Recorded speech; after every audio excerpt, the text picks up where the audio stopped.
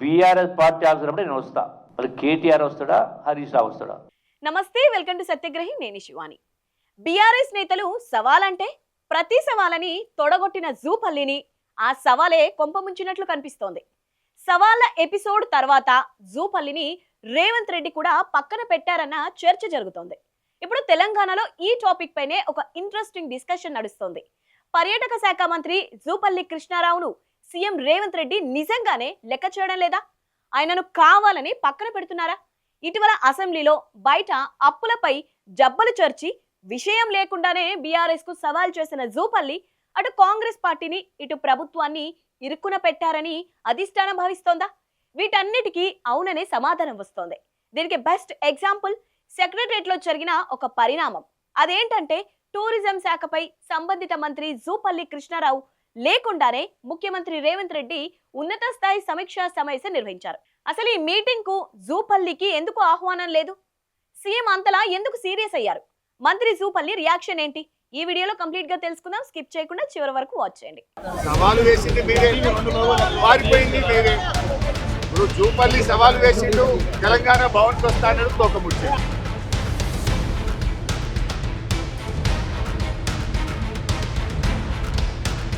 ముందుగా అసలు కథ ఎక్కడ మొదలైందో చూద్దాం. మంత్రి జూపల్లి కృష్ణారావు తనకు పెద్దగా సంబంధం లేని ఆర్థిక శాఖ లేదా అప్పుల సబ్జెక్టులతో తల దూర్చారనే విమర్శలు వస్తున్నాయి. గత బీఆర్ఎస్ ప్రభుత్వం ఇన్ని లక్షల కోట్ల అప్పు చేసింది, రాష్ట్ర ఖజానాను ఖాళీ చేసింది అంటూ జూపల్లి తీవ్ర ఆరోపణలు చేశారు. అంతటితో ఆగకుండా నేను చర్చించేందుకు సిద్ధం, దమ్ముంటే కేటీఆర్ హరీష్ రావు చర్చకు రావాలి, అవసరమైతే నేనే తెలంగాణ భవన్కి వస్తా అంటూ సవాల్ విసిరి పెద్ద హంగామా చేశారు. మంత్రి విసిరిన సవాల్ను బీఆర్ఎస్ వర్కింగ్ ప్రెసిడెంట్ కేటీఆర్, మాజీ ఆర్థిక మంత్రి హరీష్ రావు వెంటనే స్వీకరించారు.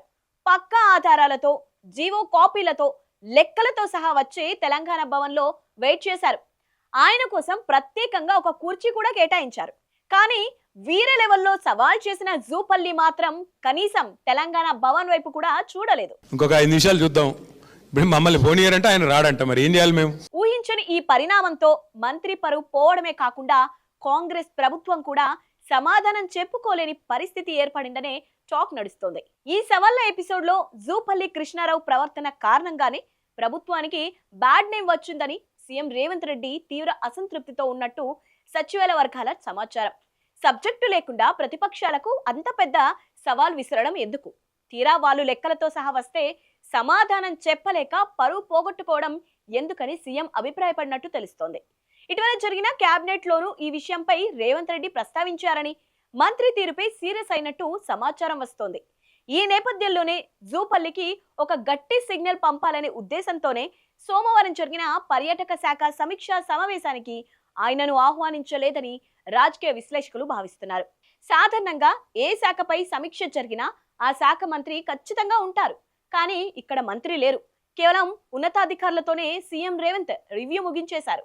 ట్విస్ట్ ఏంటంటే ఇటు హైదరాబాద్ లో ముఖ్యమంత్రి తన శాఖపై హై లెవెల్ మీటింగ్ పెడితే, అటు మంత్రి జూపల్లి కృష్ణారావు మాత్రం తన సొంత నియోజకవర్గంలో చాలా కూల్ గా సరదాగా ఈత కొడుతూ కనిపించారు.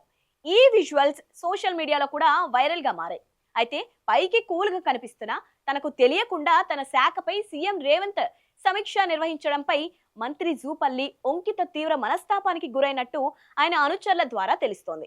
పర్యాటక శాఖపై సీఎం రివ్యూ చేస్తున్నారనే విషయాన్ని అధికారుల ద్వారా తెలుసుకొని ఆయన తీవ్ర ఆవేదన చెందారట.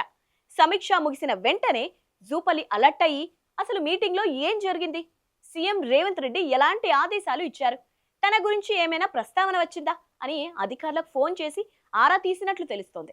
ఈ క్రమంలోనే ఆయన అధికారులతో వ్యాఖ్యానిస్తూ సమావేశానికి ఎలాగూ ఆహ్వానించలేదు, కనీసం ఈ మీటింగ్ లో తీసుకున్న నిర్ణయాల అమల్లో అయినా నన్ను పట్టించుకుంటారా లేక పూర్తిగా పక్కన పెడతారా అని ఆవేదన వ్యక్తం చేశారట జూపల్లి. సీనియర్ నేత అయిన జూపల్లి కృష్ణారావుకు కాంగ్రెస్ పార్టీలో కానీ ఇటు ప్రభుత్వంలో కానీ మంచి ప్రాధాన్యత ఉంటుందని అందరూ భావించారు.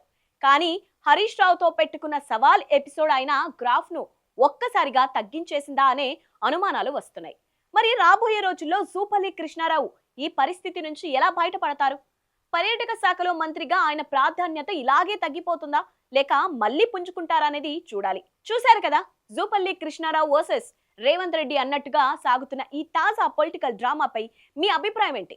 జూపల్లిని కావాలని రేవంత్ రెడ్డి పక్కన పెట్టారా? మీ అభిప్రాయాలు కింద కామెంట్ సెక్షన్లో తెలియచేయండి.